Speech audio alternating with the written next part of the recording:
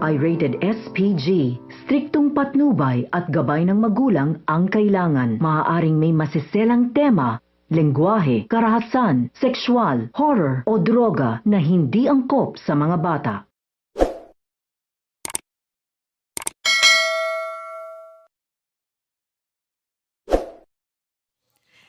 Narito ang mga kaganapan sa pagtatapos ng House of Lies.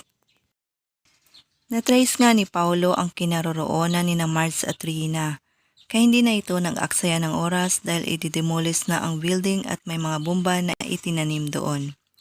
Pinuntahan nila ito kasama ng mga pulis. Pinasok ni Paulo at ng mga pulis ang building. Nang makita ni Paulo sina Aldrin at Thea, pinapasuko niya ang mga ito kung ayaw nilang mabulok sa kulungan. Nanindigan naman ang mga ito na hindi susuko at nanlaban sa mga pulis, kaya nagpalitan ng putok. Nagpangbuno sina Paulo at Aldrin. Si Thea naman ay naabutan sina Rina at Marge. Binaril niya si Rina. Mabuti na lang hindi niya ito napuruhan. Dahil sa galit ni Marge, sinarap niya si Thea at nagpangbuno silang dalawa. Pero hindi nga kinaya ni Marge ang lakas ni Thea.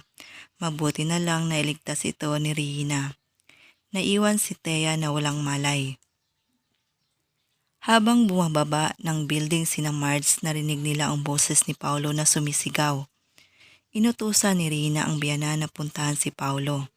Ayaw niya na umanong mawalan pa ng isang anak.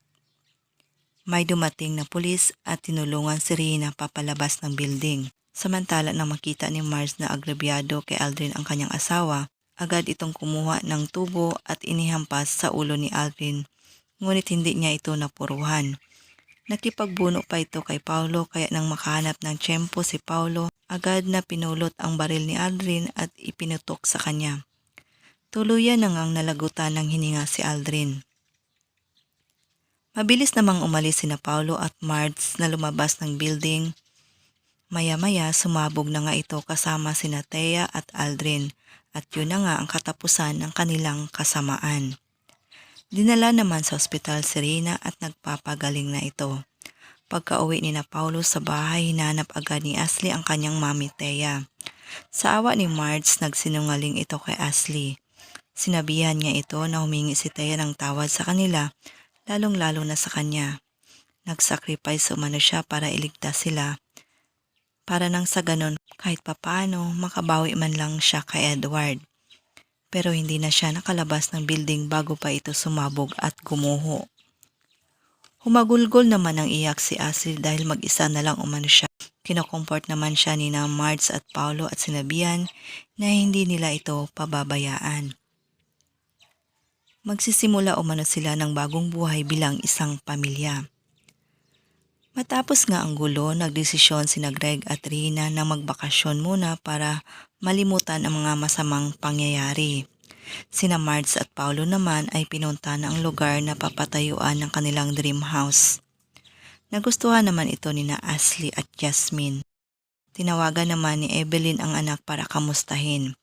Pinakita ni Marge sa kanila ni Jobert ang lugar na papatayuan nila ng kanilang dream house at sama-sama umano silang titira doon.